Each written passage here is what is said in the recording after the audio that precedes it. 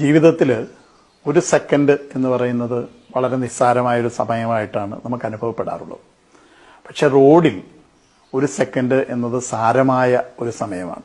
കാരണം എന്താണെന്ന് വെച്ചാൽ ഡ്രൈവിംഗ് എന്നത് ഒരു ഡൈനാമിക് കൺട്രോൾ ടാസ്ക്കാണ്. എന്ന് പറഞ്ഞാൽ ചലിച്ചുകൊണ്ട് നിയന്ത്രിക്കുന്ന ഒരു സംഭവമാണ് ഡ്രൈവിംഗ് എന്നുള്ളത്.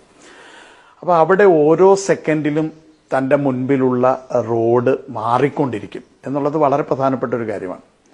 ഒരു സെക്കൻഡ് എന്ന് പറയുന്നത് ഡ്രൈവിങ്ങിൽ ഒരിക്കലും സമയമല്ല, അതൊരു ദൂരമാണ്. കാരണം എന്താണെന്ന് വെച്ചാൽ 60 കിലോമീറ്റർ വേഗതയിൽ പോകുന്നൊരു വാഹനം ഒരു മണിക്കൂറിൽ 60 കിലോമീറ്റർ പിന്നിടുകയും 1 മിനിറ്റിൽ 1 കിലോമീറ്റർ പിന്നിടുകയും ഒരു സെക്കൻഡ് കൊണ്ട് 16.66 മീറ്റർ എന്ന് പറഞ്ഞാൽ ഏകദേശം 17 മീറ്റർ ഒരു സെക്കൻഡ് കൊണ്ട് കടന്നു പോവുകയും ചെയ്യും. 17 മീറ്റർ എന്ന് പറയുന്നത് ഒരു വലിയ ദൂരമാണ്.